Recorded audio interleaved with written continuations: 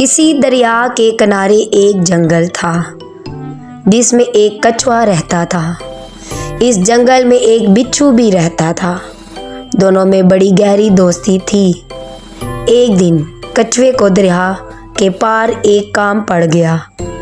جوں ہی وہ دوسری طرف جانے کے لیے دریا میں اترنے لگا تو بچھو بھی وہاں آن پہنچا۔ اس نے کہا، دوست مجھے بھی اپنے ساتھ لے چلو، میں اکیلا یہاں کیا کروں گا؟ کچھوے نے کہا، ٹھیک ہے، تم میری پیٹھ پر سوار ہو جاؤ۔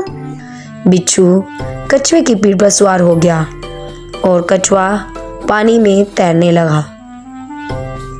ابھی تھوڑی ہی دیر گئے تھے، بچھو نے کچھوے کی پیٹھ پر ڈنگ مارنا شروع کر دیا۔ کچھوے نے پوچھا، ارے دوست، یہ کھٹ کھٹ کی آواز کیسی ہے؟ تم کیا کر رہے ہو؟ بچھو نے جواب دیا، میری عادت ہے، میں ہر کسی کو ڈنگ مارتا ہوں، ہوا میرا دوست ہی کیوں؟ تم فکر نہ کرو، بس اپنی عادت پوری کر رہا ہوں۔ اس کا جواب سن کر کچھوے نے پانی میں غوطہ لگانا شروع کر دیا۔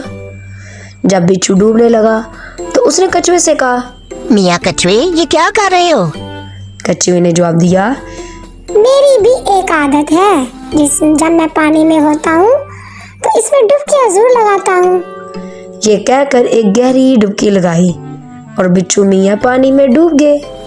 اسی طرح اپنے کی سزا مل گئی۔